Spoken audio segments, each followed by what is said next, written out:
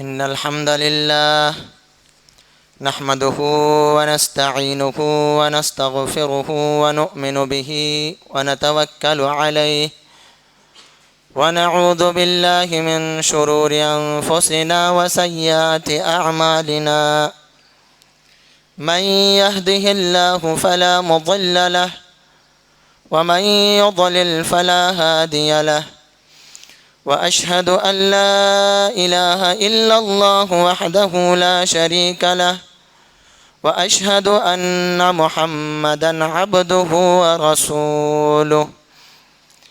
يا أيها الذين آمنوا اتقوا الله حق تقاته ولا تموتن إلا وأنتم مسلمون.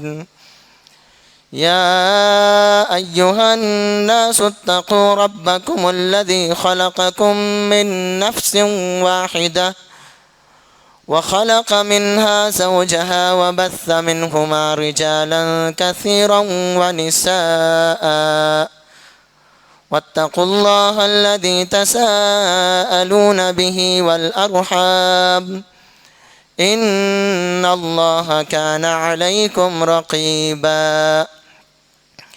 يا أيها الذين آمنوا اتقوا الله وقولوا قولا سديدا يصلح لكم أعمالكم ويغفر لكم ذنوبكم، ومن يطع الله ورسوله فقد فاز فوزا عظيما.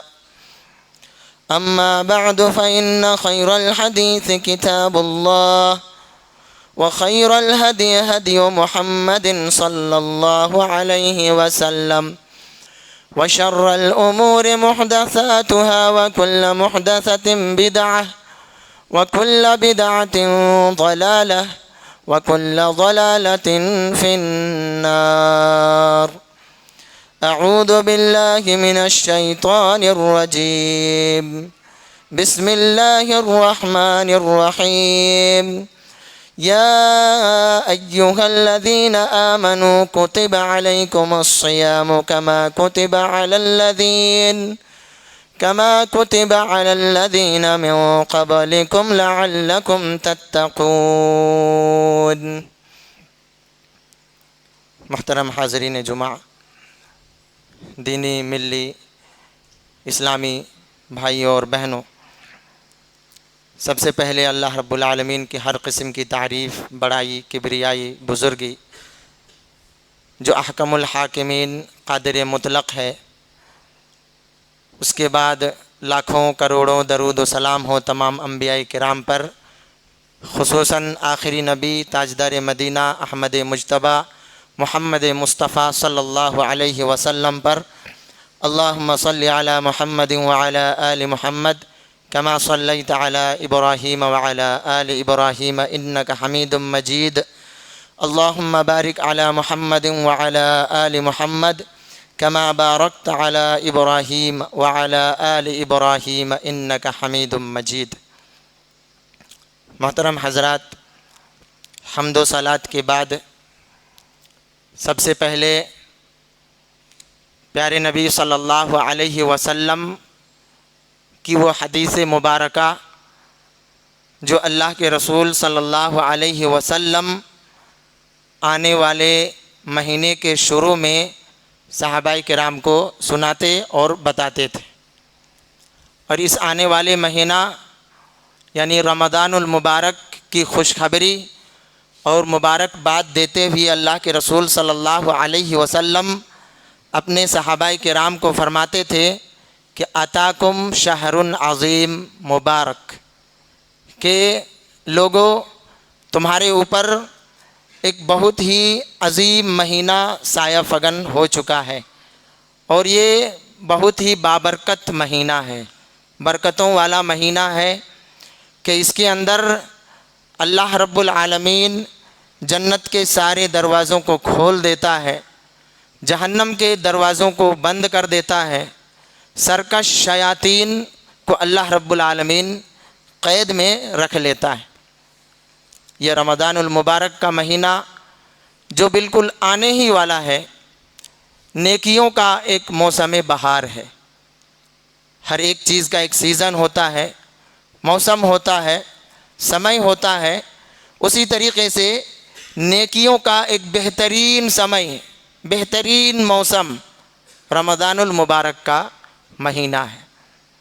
یعنی وہ مہینہ جس کے اندر اللہ رب العالمین نے قرآن کریم جیسی کتاب کو نازل کیا، وہ مہینہ کہ اس کی فضیلت اور اس کی اہمیت کو اللہ کے رسول صلی اللہ علیہ وسلم بیان کرتے ہوئے فرماتے ہیں کہ اس روزے کا اجر اور ثواب صرف اللہ رب العالمین ہی کو معلوم ہے۔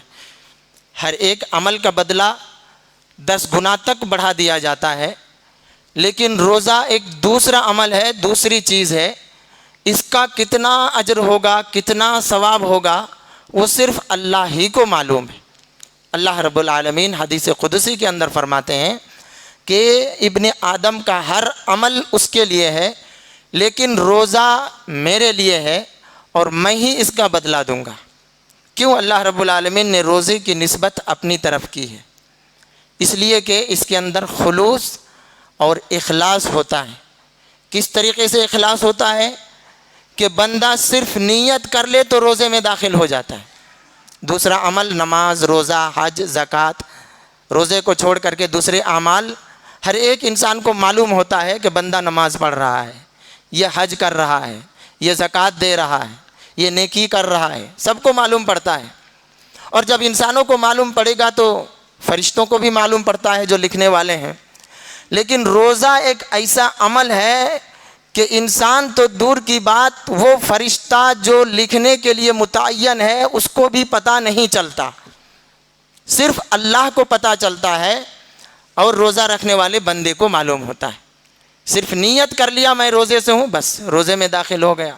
سحری کھانا تو اللہ کے رسول صلی اللہ علیہ وسلم کی ایک سنت ہے، لیکن شام ہی کے وقت جب بندہ کہتا ہے کہ میں کل روزے سے رہوں گا تو وہ روزے میں داخل ہو گیا۔ اب اللہ رب العالمین ہی کو معلوم ہے۔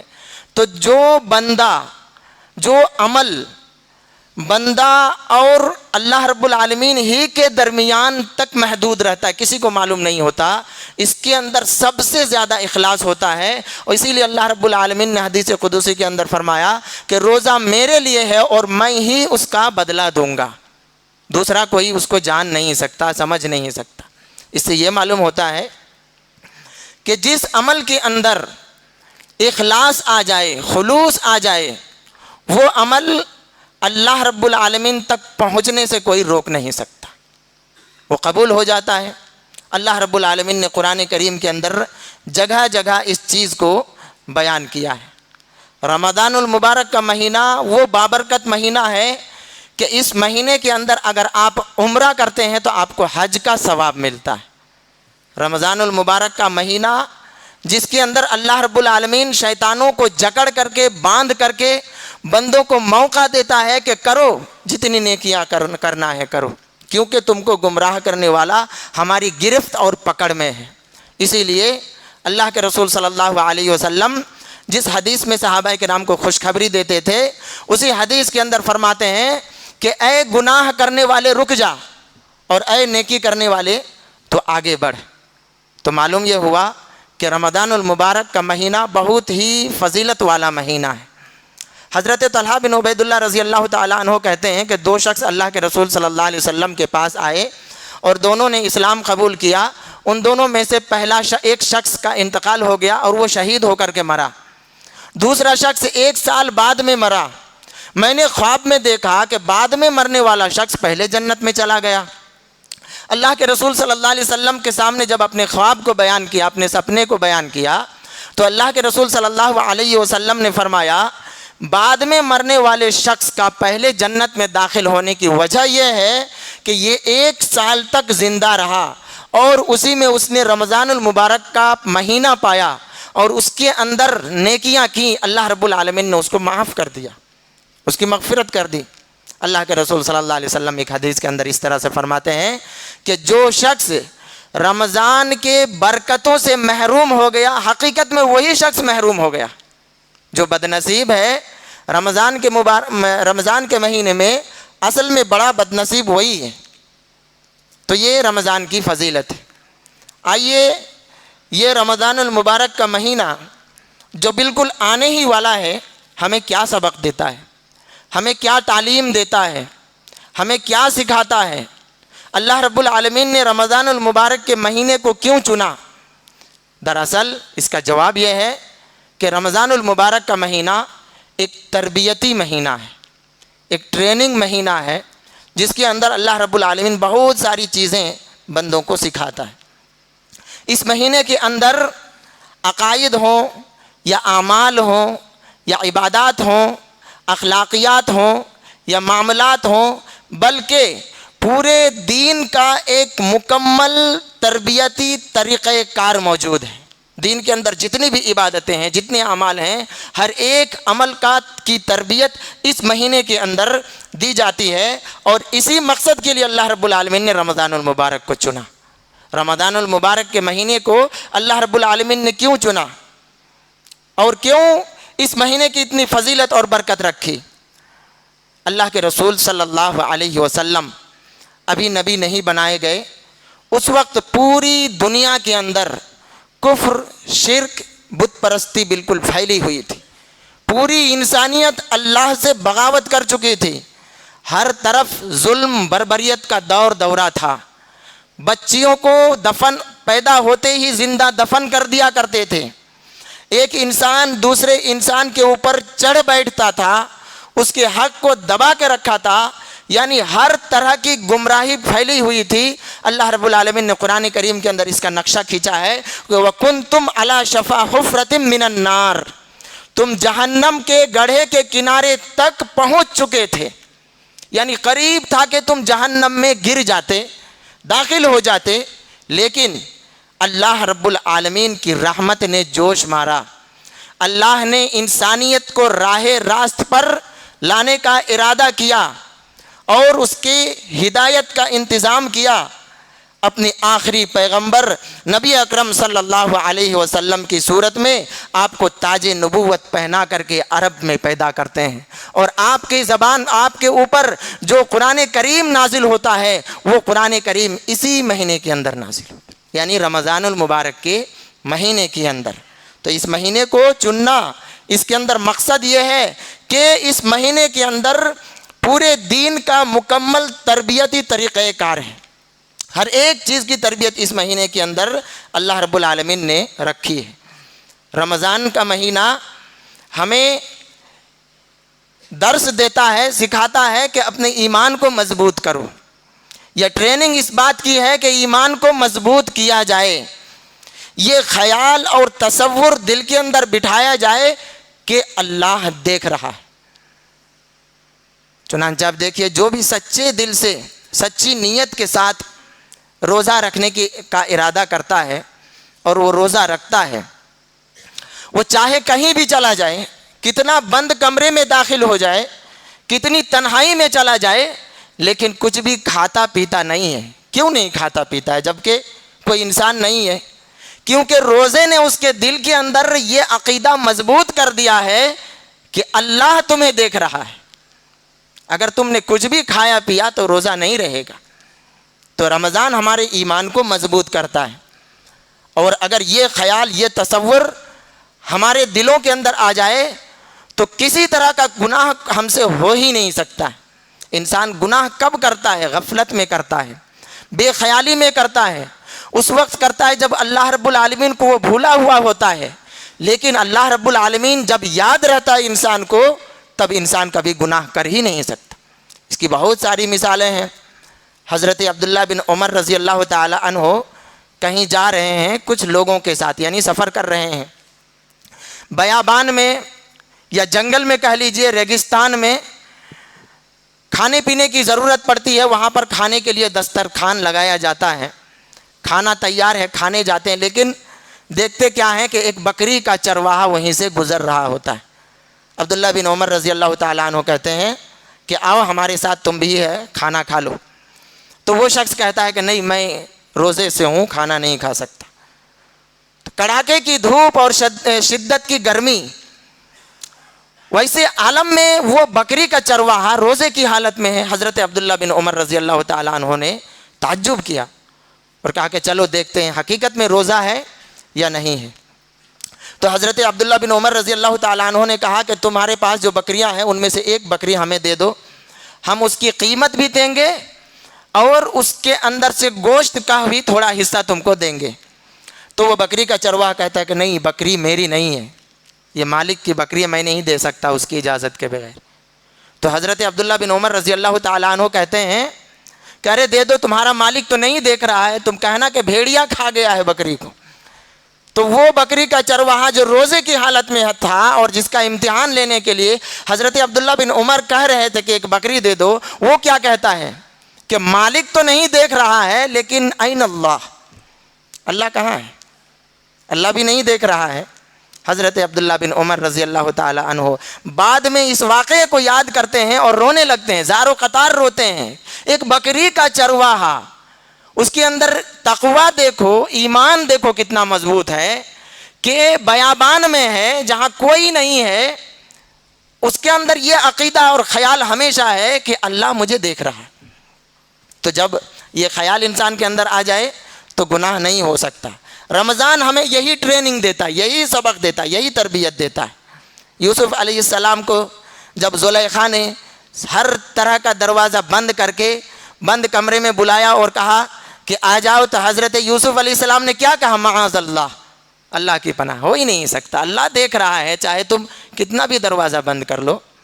حضرت عمر رضی اللہ تعالیٰ عنہ رات میں گشت کر رہے ہیں, گھوم رہے ہیں.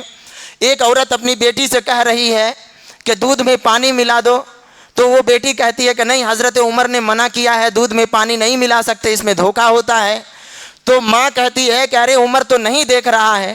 بیٹی کہتی ہے کہ عمر نہیں دیکھ رہا ہے تو کیا ہو گیا, عمر کا رب تو دیکھ رہا ہے, دودھ میں پانی نہیں ملا سکتا. حضرت عمر رضی اللہ تعالیٰ عنہ کہتے ہیں اپنے غلام سے کہ یہ کس کا گھر ہے, ذرا نشان لگا دو, میں دیکھنا چاہتا ہوں صبح کی روشنی میں کہ گھر والے کیا ہیں.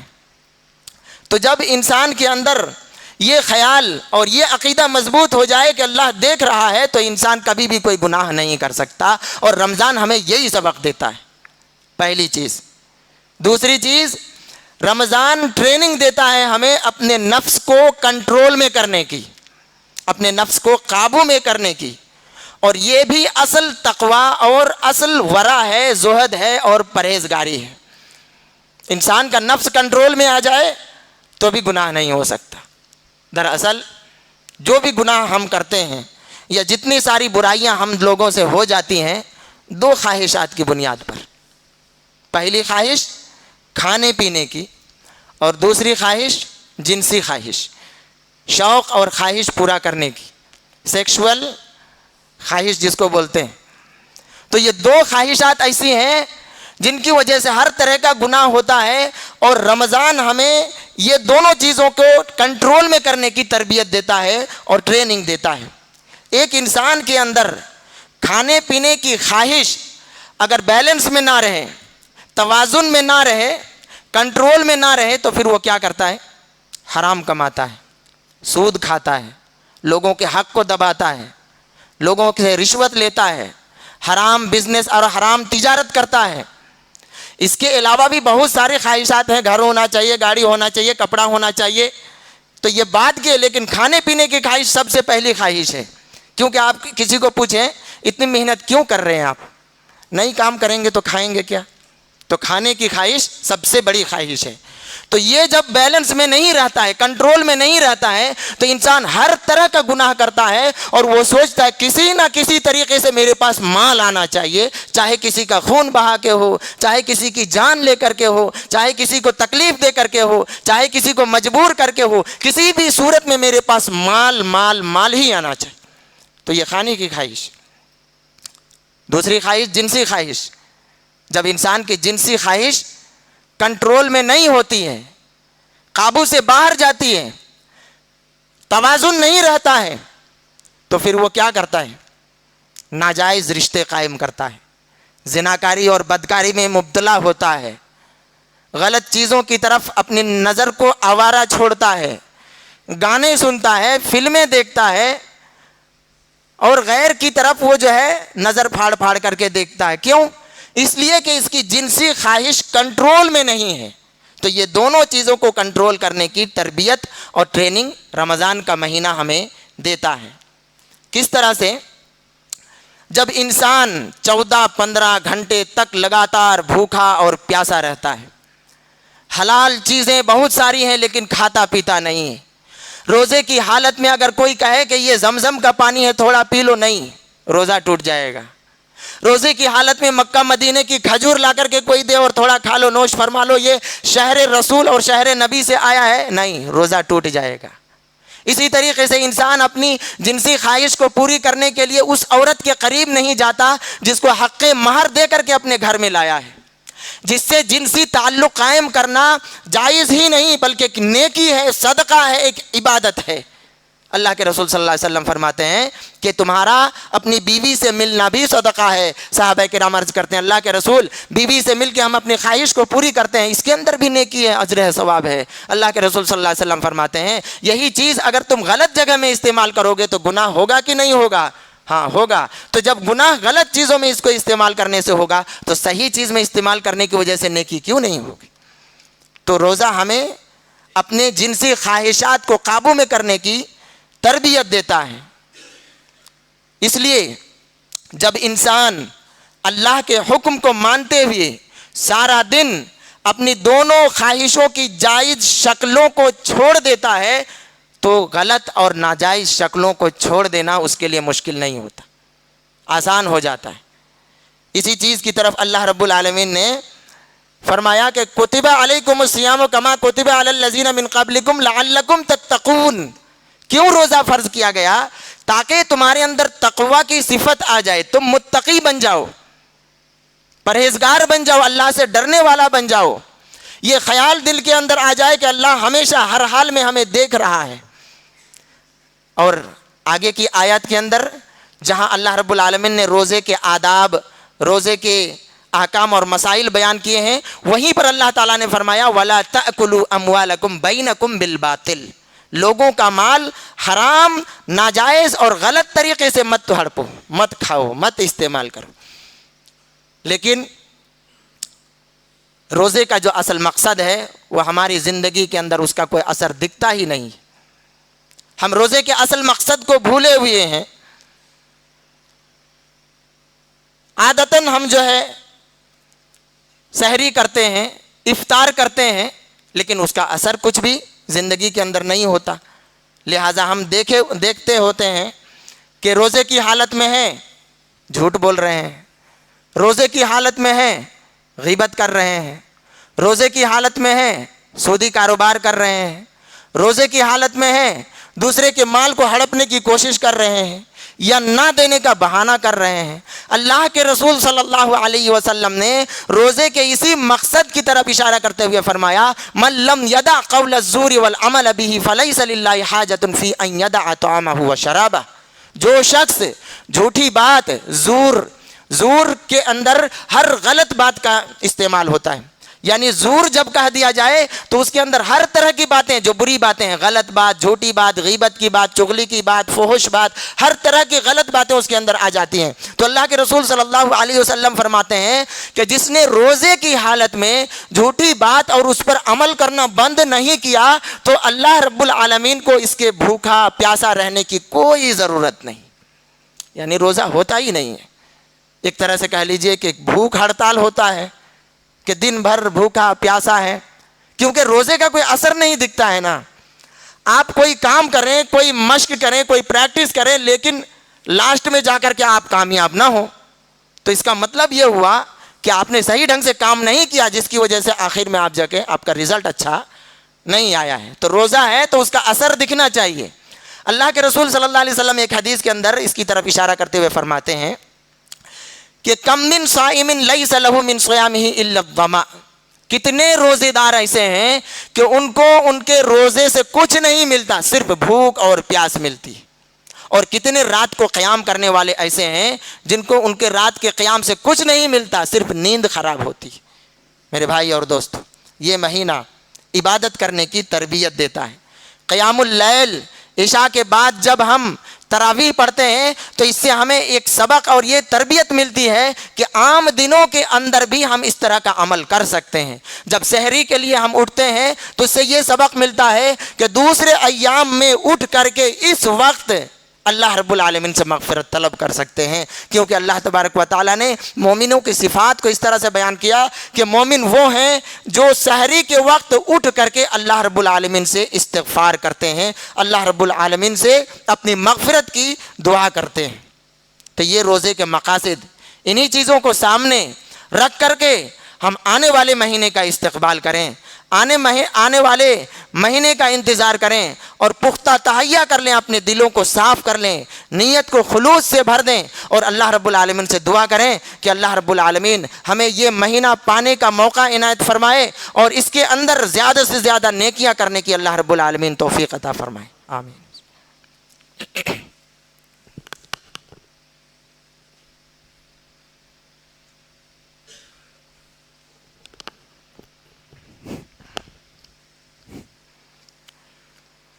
ان الحمد للہ وحدہ والصلاة والسلام علی من لا نبی بعدہ، اما بعد۔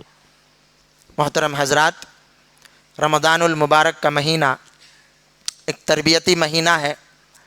اس کے اندر بھوک اور پیاس کی جو شدت برداشت کرنی ہے، اس سے ہمیں ایک سبق اور ایک تربیت یہ ملتی ہے کہ ہم بھوک کی شدت کو محسوس کریں، پیاس کی شدت کو محسوس کریں اور یہ پتہ کریں کہ بھوک کیسی ہوتی ہے، پیاس کیسی ہوتی ہے۔ بہت سارے لوگ دن بھر سوئیں گے اور رات میں جو ہے جاگیں گے، رات میں کام کاج کریں گے کیونکہ رمضان ہے، دن میں کام نہیں، یہ صحیح نہیں ہے۔ بھوک کی شدت اور محسوس آپ کو معلوم ہونا ہے، تب جا کے آپ کو معلوم ہوگا کہ گھر میں جو سامان کھانے پینے کی چیزیں رکھی ہوئی ہیں، پھل فروٹ رکھی ہوئی ہیں، یہ اللہ کی دی ہوئی نعمت ہے اور کتنی بڑی نعمت ہے۔ آج اس کو نہیں کھا پا رہے ہیں، پیٹ میں نہیں ہے تو کتنی تکلیف ہو رہی ہے۔ بھوک اور پیاس کی شدت کو محسوس کریں، تب جا کے معلوم ہوگا کہ اللہ کے بعض بندے ایسے ہیں جو سال بھر اسی طریقے سے بھوک اور پیاس کی شدت کو محسوس کرتے، کیسے گزارتے ہوں گے۔ بھوک اور پیاس کی شدت کو محسوس کرنا ہے جب انسان کا پیٹ بھوکا ہوتا ہے، تب اس کے بدن کے جو اعضاء ہوتے ہیں نا، اس کا پیٹ بھرا ہوا ہوتا ہے۔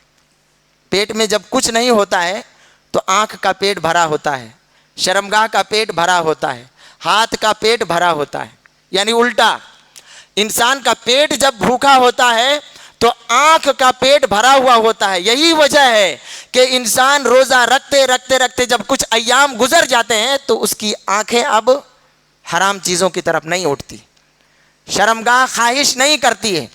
لیکن یہی پیٹ جب انسان کا بھر جاتا ہے تو آنکھ بھوکی ہو جاتی ہے، شرمگاہ بھوکی ہو جاتی ہے، پھر یہ اپنا پیٹ بھرنے کا راستہ ڈھونڈتا رہتا ہے۔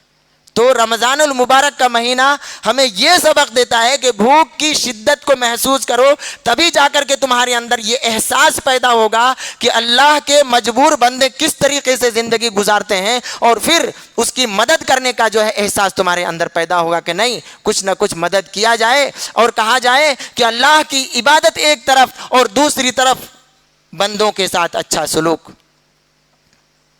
دونوں برابر ہیں۔